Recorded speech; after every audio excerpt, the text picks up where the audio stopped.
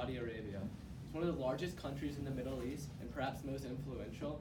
The actions of the countries and their leaders can affect millions.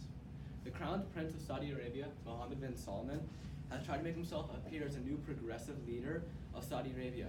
Yet behind the scenes, he has his fingers in the killing of Washington Post journal Khashoggi. He's locked up political adversaries, and he's made Yemen a battleground. MBS has taken more and more power. He's locked up other princes to ensure that he's next in line to the throne, and he's currently the Minister of Defense, and to the rest of the world, he's considered the de facto leader of Saudi Arabia. His father, the crown prince, made him crown prince after becoming king.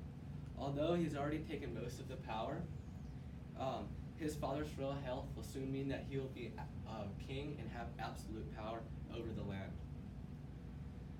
Saudi Arabia is named after the ruling family, the Saudi family. And the BBC estimates there's around 2,000 people controlling over $1 trillion of wealth. And as they say, money talks. And that money is why every single president since FDR has maintained a strong working relationship with the Saudi government and their kings and leaders.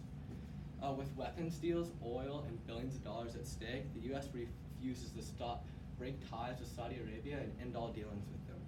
And with MBS putting more and more money into new sectors and having more and more influence over the world, it's even harder to cut the cord now. MBS is now joined with Silicon Valley investors.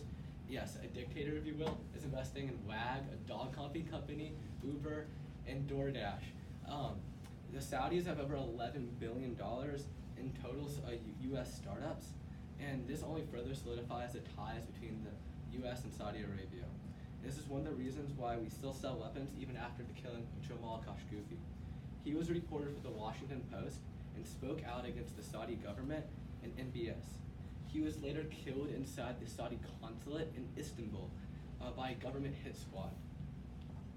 MBS originally denied that he was murdered and said it was due to a fight, but then the CIA revealed that he was not only killed, but MBS had direct input into it. MBS later said it was a rogue operation, and then reporters later found that he was restrained and then injected with a lethal dose that made him overdose from this drug. Then his body was cut up and dumped outside the consulate. And of course, we still stopped selling weapons, right? Actually, we did not. We continue to sell weapons to them to this day. And Mr. Trump said that it was possible the Crown Prince had knowledge of it, and it was also possible he didn't. And those weapons now that we are selling to them are being used in Yemen. In Yemen today, it's one of the hugest humanitarian crises.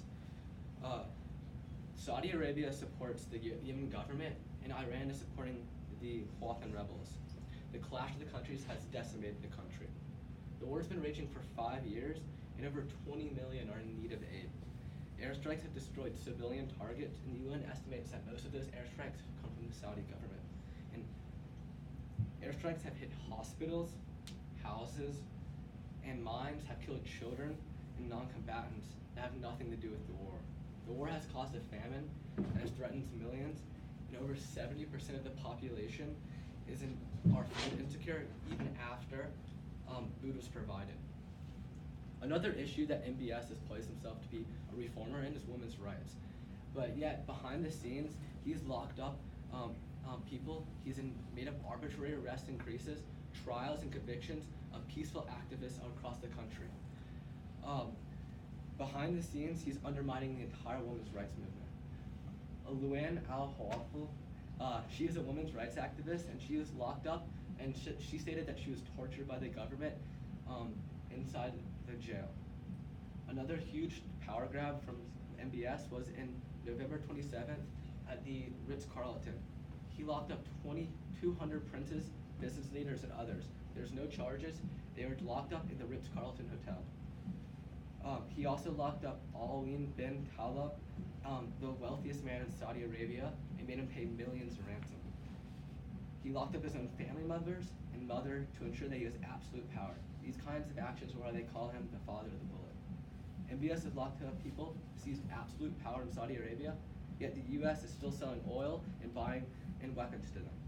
The U.S. has take the charge and speak out against the corruption and violence in Saudi Arabia, and the people of Saudi Arabia are being suppressed to the lack of an opposition party. There's really no hope for change without MBS stepping into the picture. And there's no way to create change unless America puts its values above the money from oil and weapons.